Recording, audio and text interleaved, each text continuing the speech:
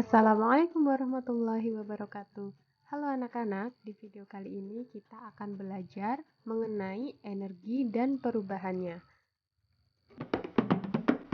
Sebelum masuk ke materi, Ibu minta anak-anak silakan menjawab terlebih dahulu. Yang pertama, apa yang dimaksud dengan energi? Nah, tentunya anak-anak sudah sering mendengar tentang kata energi. Nah, sekarang Ibu minta anak-anak menjawab apakah yang dimaksud dengan energi. Kemudian yang kedua, coba sebutkan bentuk-bentuk energi yang kamu ketahui. Apa saja bentuk energi yang ada di sekitar kamu? Silakan disebutkan. Kemudian yang ketiga, apakah energi itu dapat berubah bentuk? Dan yang keempat, apakah yang kamu ketahui tentang jawab 4 pertanyaan ini terlebih dahulu di buku tulis.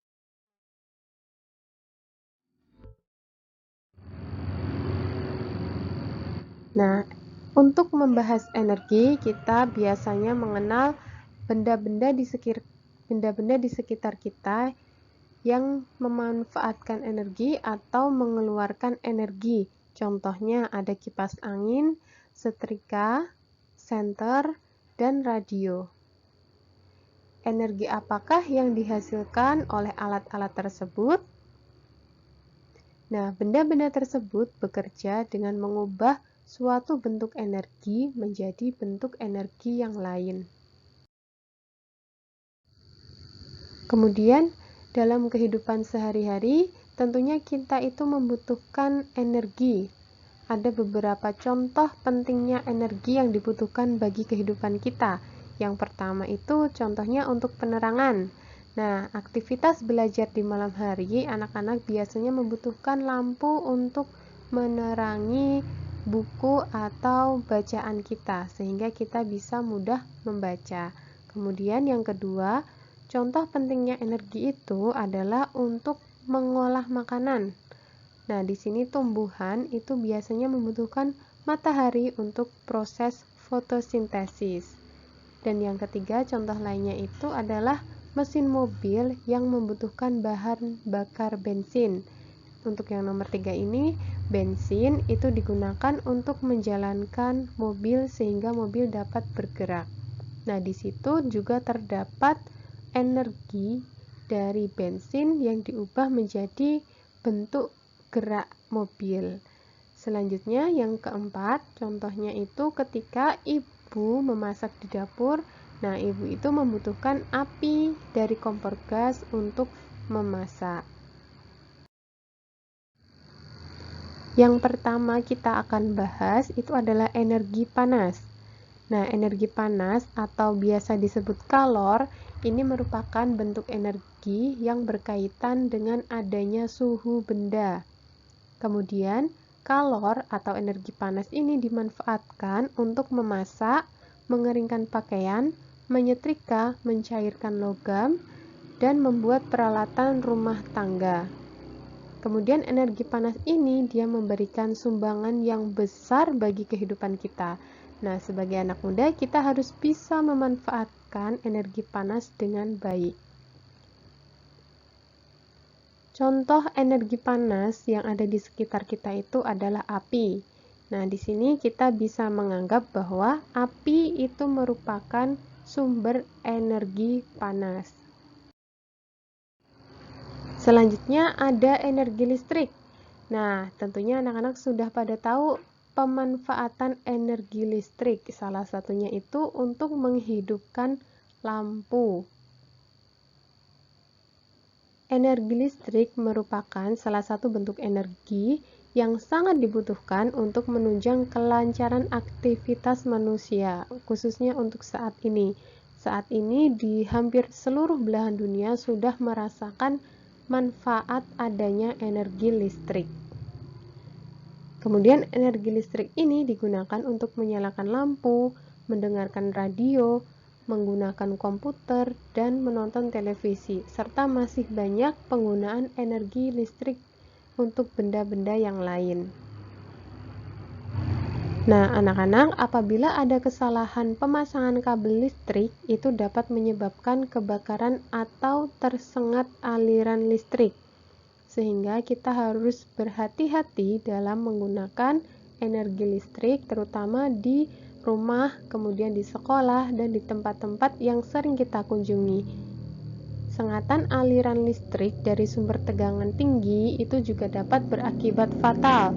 Jadi anak-anak jangan sering atau dilarang bermain di tiang pembangkit listrik atau tiang penyalur arus listrik.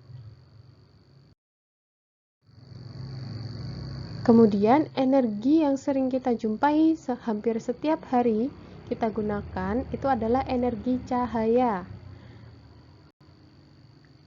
Untuk energi cahaya kita pasti sudah mengenal bintang terbesar di tata surya kita, yaitu matahari, sebagai sumber energi cahaya yang tidak terbatas dan dapat digunakan sebagai pembangkit listrik di rumah-rumah dengan menggunakan sel surya. Kemudian energi cahaya itu bergerak dalam bentuk garis lurus, aslinya itu berbentuk garis lurus. Kemudian energi cahaya itu ditransmisikan dalam bentuk gelombang sehingga dapat ditangkap oleh indera penglihatan kita. Contoh pemanfaatan energi cahaya. Yang pertama, cahaya matahari yang menyinari bumi sepanjang hari itu kita gunakan untuk membantu melihat lingkungan yang kita lalui. Kemudian yang B, cahaya matahari itu dapat memungkinkan terjadinya proses fotosintesis bagi tumbuhan-tumbuhan. Nah, anak-anak tadi sudah mengenal macam-macam bentuk energi. Ada energi panas, energi listrik, energi cahaya. Kemudian, energi-energi tersebut tidak dapat dihilangkan atau tidak dapat diciptakan, tetapi energi itu dapat mengalami perubahan bentuk. Suatu energi dapat berubah dari suatu bentuk energi ke bentuk yang lain. Contohnya yang A. Di sini ada gambar lampu. Energi listrik dapat berubah bentuk menjadi energi cahaya. Kemudian yang B, energi listrik berubah bentuk menjadi energi gerak, itu dimanfaatkan di blender. Kemudian untuk yang C, energi kimia dapat berubah menjadi energi panas. Contohnya pada lilin saat adanya pembakaran bahan bakar, yaitu bahan bakar dari lilin tersebut. Kemudian yang D, ada energi gerak yang ternyata dapat diubah menjadi energi bunyi, contohnya itu pada alat musik angklung. Nah, ini jadi untuk anak-anak, energi itu tidak dapat diciptakan dan tidak dapat dihilangkan, tetapi dia berubah bentuknya dari listrik ke cahaya, dari listrik ke gerak, kemudian dari gerak ke bunyi. Selanjutnya, silakan anak-anak coba kerjakan uji kemampuan 1 ini di buku tulis kalian masing-masing, kemudian nanti difoto dan dikirimkan ke Google Classroom masing-masing. Yang pertama, apakah matahari dapat dikatakan sebagai sumber dari segala sumber energi bumi? Nah, tadi sudah Ibu jelaskan di awal. Kemudian silahkan jelaskan dengan bahasa kalian dan jelaskan juga alasan kenapa kalian menjawab hal itu. Kemudian nomor 2, bagaimanakah setrika listrik dapat menghasilkan panas? Nah, ini anak-anak diminta menjelaskan proses perubahan energi yang terjadi pada setrika listrik hingga dia dapat menghasilkan panas. Selanjutnya yang ketiga, jelaskan perubahan energi yang terjadi pada lampu, kipas angin, radio, dan televisi. Nah, di sini anak-anak tinggal menuliskan yang pertama lampu. Ada energi apa saja yang awalnya, kemudian ada energi apa saja yang dihasilkan dari perubahan energi tersebut. Begitu juga untuk kipas angin, awalnya energi apa, kemudian dihasilkan energi apa, dan dihasilkan energi apa. Untuk energi yang dihasilkan itu tidak hanya satu, boleh lebih dari satu. Contohnya menghasilkan energi gerak dan bunyi itu boleh.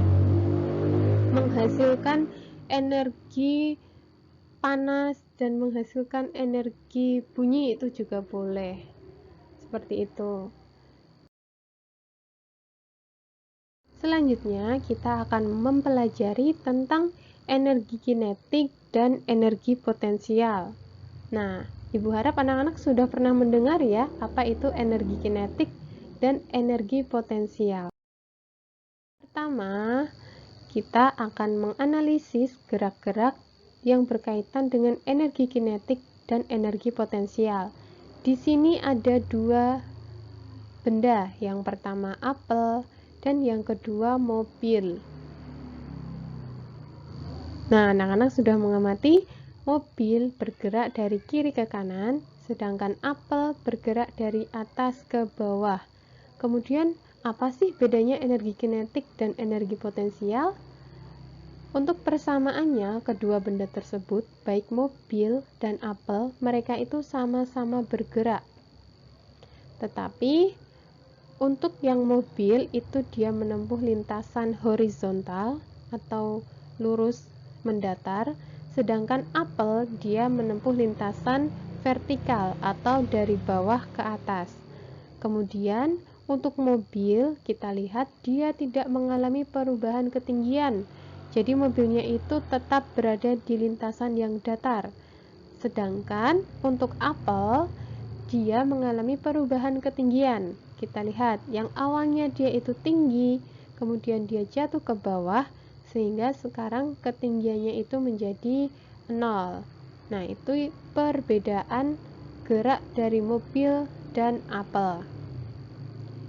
Lihat yang sebelah kiri, untuk mobil, karena dia tidak mengalami perubahan ketinggian, jadi mobil hanya mengalami energi kinetik saja.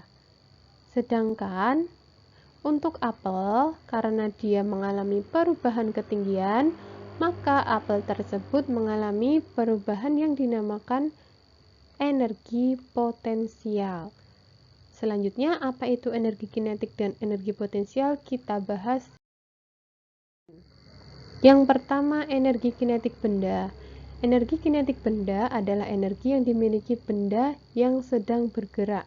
Khususnya ini pada lintasan yang horizontal, bukan pada lintasan yang vertikal. Bisa dipahami ya anak-anak? Untuk besar energi kinetik itu, dia berbanding lurus dengan massa benda. Massa benda itu simbolnya M. Dan kuadrat kecepatan geraknya, V kuadrat. Di sini. Nah, sehingga kita bisa merumuskan untuk menghitung nilai dari energi kinetik sama dengan setengah massa dikalikan kuadrat kecepatan geraknya. Harus ada kuadrat kecepatan ya. Tidak boleh hanya kecepatan, tapi kuadrat kecepatan geraknya. Dengan keterangan EK ini adalah energi kinetik. Energi satuannya Joule. Disingkat nanti J besar. Kemudian M itu adalah massa, satuannya kilogram. Kemudian untuk kecepatan benda, satuannya dalam meter per sekon kuadrat. Nah, untuk konsep energi kinetik ini, dia itu terdapat pada benda yang bergerak pada lintasan mendatar.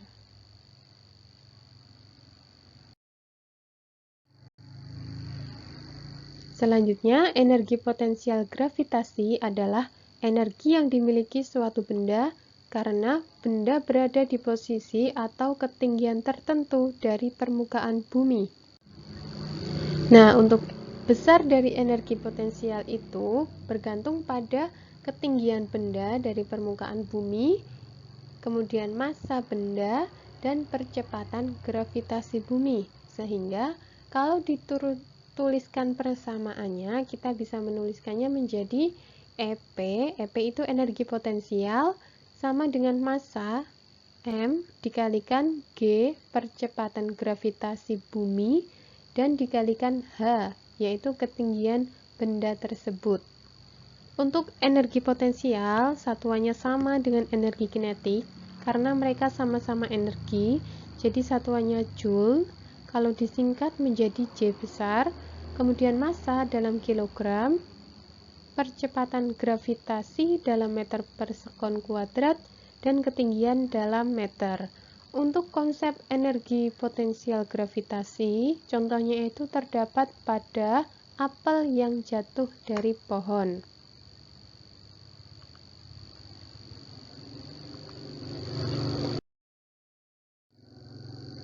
Selanjutnya, ini adalah contoh latihan soal. Kita baca bersama-sama. Besar energi kinetik sebuah bola bermassa 500 gram yang ditendang seorang anak dengan kecepatan 200 meter per sekon adalah. Kita tuliskan dulu yang diketahui. Yang pertama, massanya itu adalah 500 gram. Nah, ini dijadikan kilogram ya anak-anak. Ini masih dalam gram, kemudian kita jadikan kilogram, sehingga nilainya 0,5 kilogram. Kemudian kecepatan yang dialami oleh benda tersebut adalah 20 meter per sekon. Selanjutnya yang ditanyakan, berapa besar energi kinetik dari bola yang ditendang tersebut? Sehingga untuk menghitung energi kinetik, kita bisa menggunakan persamaan energi kinetik, yaitu EK sama dengan setengah M kalikan V kuadrat. Kemudian kita masukkan angkanya, setengah dikalikan massanya tadi 0,5 kg dan kecepatannya 20 kuadrat. Sehingga setelah kita hitung, didapatkan nilai besar energi kinetiknya adalah 100 Joule. Seperti itu ya, ini contoh soal tentang energi kinetik. Silakan anak-anak disimak, kalau perlu dikerjakan ulang, ditulis di buku tulisnya, dikerjakan dulu berusaha, baru menonton pembahasan ini. Energi potensial. Perhatikan gambar berikut. Di sini ada benda A, sebuah bola yang diletakkan di atas lemari. Kita anggap saja lemari, atau di atas sebuah gedung yang tingginya 30 meter. Benda A atau bola ini memiliki massa 2000 gram. Jadi diketahui di sini yang pertama ini adalah massa benda, kemudian ada ketinggian benda. Di sini kita tuliskan H. Pada suatu saat benda tersebut jatuh ke tanah. Besar energi potensial terbesar yang dimiliki oleh benda A adalah. Nah, yang ditanyakan di sini adalah energi potensial terbesar.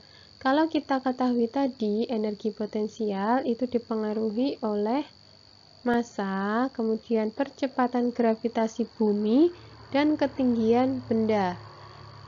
Sehingga kita bisa menyimpulkan, karena di sini massanya itu tetap, yaitu 2000 gram, dan bolanya itu tidak menyusut, kemudian percepatan gravitasi bumi itu juga tetap, nilainya 10 meter per sekon kuadrat, dan yang berubah, karena bolanya itu jatuh, jadi yang berubah itu hanya ketinggiannya.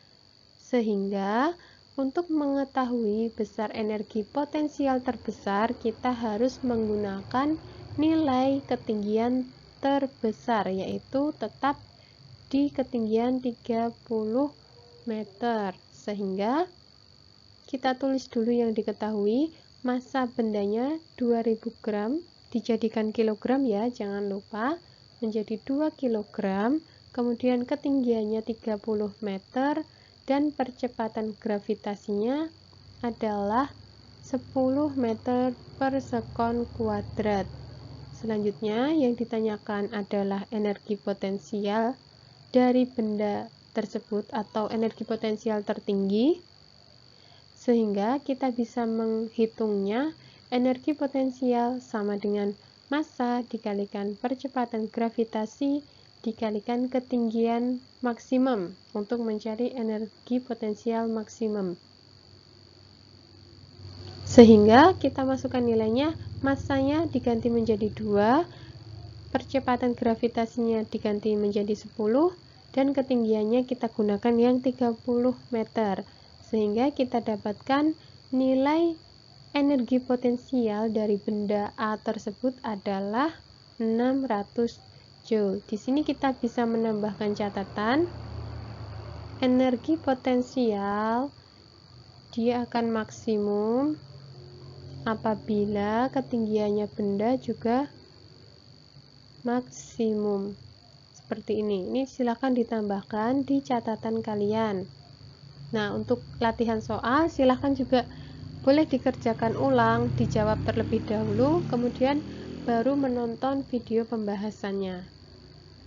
Untuk lebih memperjelas pemahaman kalian tentang energi kinetik dan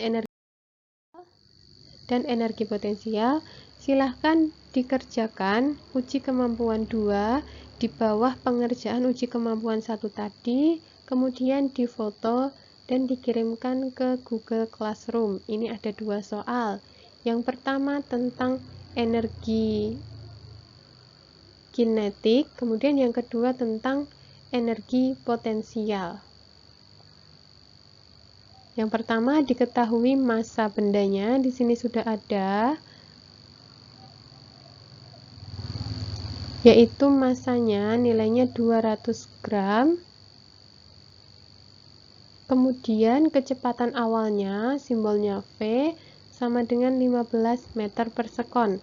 Yang ditanyakan berapakah besar energi kinetik. Jadi anak-anak tinggal menghitungnya. Dimasukkan ke rumus persamaan energi kinetik.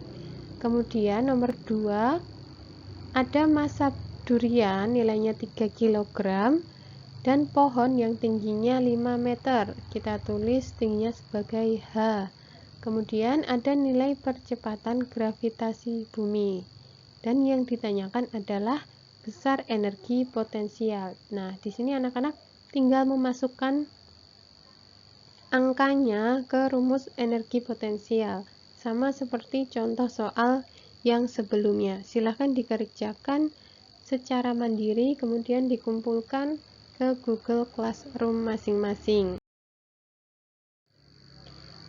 Pembahasan yang selanjutnya kita akan mempelajari tentang hukum kekekalan energi.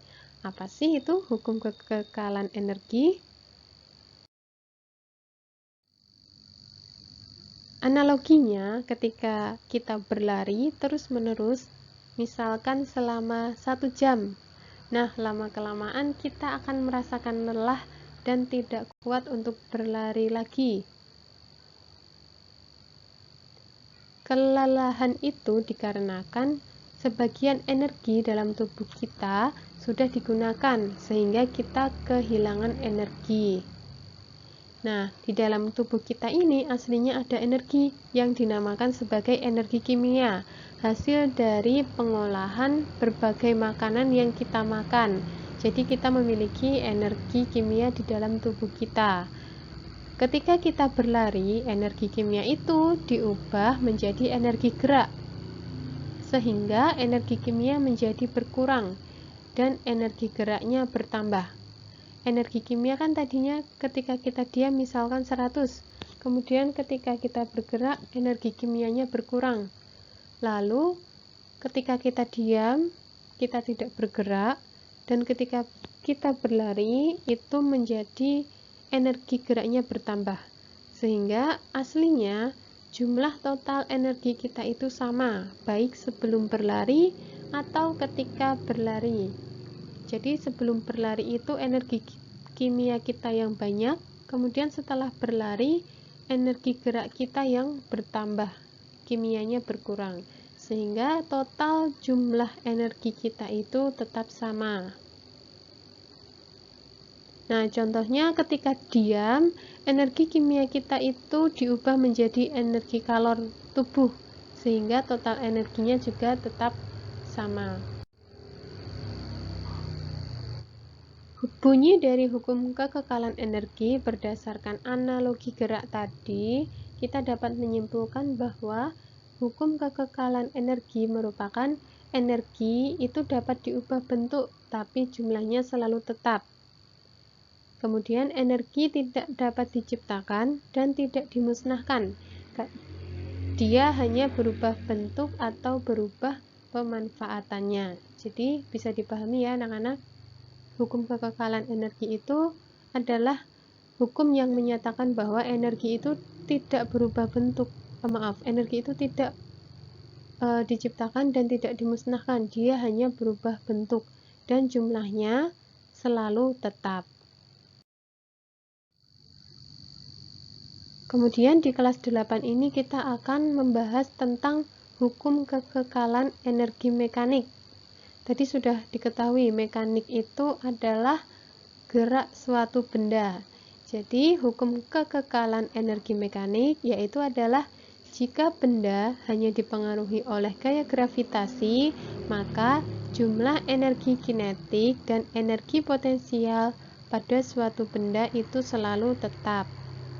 Contohnya ini adalah buah kelapa yang ada di atas pohon, kemudian dia perlahan jatuh ke bawah. Hukum kekekalan energi mekanik menyatakan bahwa jumlah di sini jumlah energi kinetik dan energi potensial selalu tetap. Jadi kita dapat menuliskannya menjadi energi mekanik, simbolnya EM, E-nya besar, M-nya kecil, sama dengan jumlah energi kinetik. Energi kinetik dijumlahkan dengan energi potensial. Nah, untuk kelapa yang ada di atas pohon, posisi A, di sini sudah dituliskan energi mekanik sama dengan energi potensial. Kenapa tidak sama dengan energi kinetik? Karena pada kelapa yang ada di atas pohon, ini nilai energi kinetiknya sama dengan 0. Energi kinetik tadi kan energi benda ketika dia bergerak. Jadi kita tuliskan energi kinetik benda sama dengan 0 karena benda dalam keadaan diam. Kemudian ketika kelapa jatuh sampai di tengah-tengah, di sini ada tulisan EM sama dengan EP ditambah EK. Nah, di sini kita lihat ada nilai EK yang tadinya tidak ada. Kenapa ada nilai EK? Karena bendanya ini sudah bergerak, si kelapanya ini. Di posisi B, ini memiliki ketinggian, kita tuliskan H, sehingga terdapat energi potensial. Dan di posisi B ini bendanya juga memiliki kecepatan atau kecepatan tidak sama dengan 0, sehingga benda juga memiliki energi kinetik seperti itu. Kemudian ketika kelapanya hampir menyentuh tanah, kelapanya memiliki energi atau memiliki kecepatan maksimum. Di sini di posisi C hanya ketinggiannya sama dengan 0. Kemudian kecepatannya ini maksimum.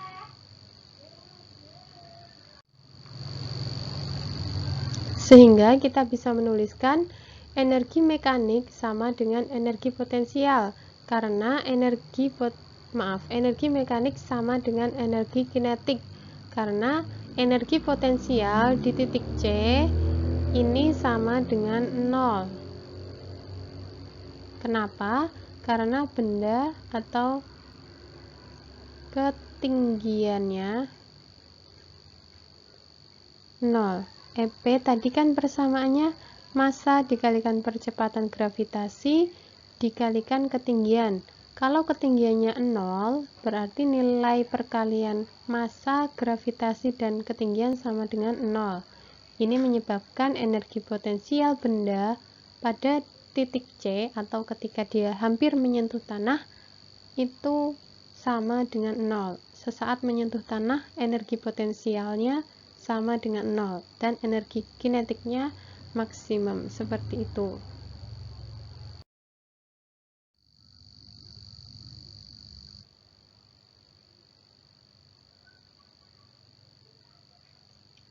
Nah, untuk rangkumannya kita tuliskan kembali. Ketika benda berada di pohon atau di atas pohon, energi mekanik buah sama dengan energi potensialnya, seperti yang tadi dijelaskan.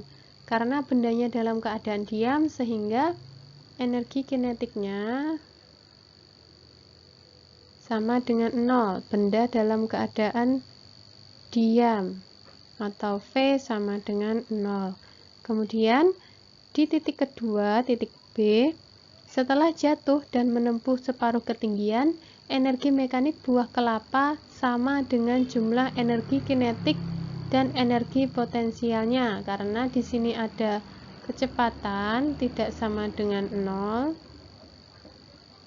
dan ketinggiannya juga tidak sama dengan 0. Selanjutnya, ketika kelapa sesaat akan menyentuh tanah, pada saat tepat akan sampai di tanah, energi kinetiknya itu mencapai maksimum, sehingga dapat dikatakan energi mekaniknya sama dengan energi kinetik. Jadi ini EK maksimum atau kecepatannya maksimum dan ketinggiannya sama dengan 0. Nah, kemudian untuk energi mekanik baik di titik A, kemudian di titik B, dan di titik C, ini nilainya mereka sama. Jadi kita tuliskan EMA sama dengan EMB sama dengan EMC. Nah, persamaan ini bisa digunakan nanti untuk menghitung besar energi atau energi kinetik dan energi potensial di setiap titik. Energi mekanik persamaannya EM sama dengan EP ditambah EK, yaitu energi potensial ditambah energi kinetik, yang energi potensial itu persamaannya mgh dan energi kinetik setengah mv kuadrat. Tinggal nanti dimasukkan berapa nilai yang diketahui dari soal. Selanjutnya, untuk memahami keseluruhan materi yang sudah disampaikan, silakan anak-anak kerjakan uji kemampuan 3. Ada 2 soal di sini. Jadi hari ini anak-anak harus mengumpulkan pekerjaan tentang uji kemampuan 1, uji kemampuan 2, dan uji kemampuan 3, difoto dan dikirimkan ke Google Classroom. Langsung ibu nilai, kemudian setelah mencapai 90% dari anak-anak total satu kelas yang sudah mengumpul, baru ibu kasih nilainya. Jadi anak-anak silakan langsung dikerjakan supaya nilainya langsung cepat keluar. Kasihan teman-teman yang sudah mengerjakan tapi kalian ada yang belum mengerjakan. Jadi ibu harap anak-anak bisa belajar bertanggung jawab untuk melaksanakan pekerjaan yang diberikan, dan pekerjaan ini itu bukan semata-mata dikasih tugas melulu, tapi ini merupakan latihan untuk kalian memahami materi, dan materinya itu berkelanjutan, nanti digunakan di kelas 9, kemudian digunakan untuk persiapan ASPD, bisa juga digunakan untuk mendapatkan nilai masuk ke sekolah favorit, itu juga bisa. Jadi jangan menunda-nunda apa yang dilatihkan hari ini, langsung dikerjakan. Apabila ada pertanyaan yang belum jelas, silahkan langsung ditanyakan, boleh ke teman, boleh ke ibu. Kalau ke teman tidak boleh menanyakan jawaban ya, karena ini sifatnya belajar mandiri, jadi silahkan dikerjakan sendiri.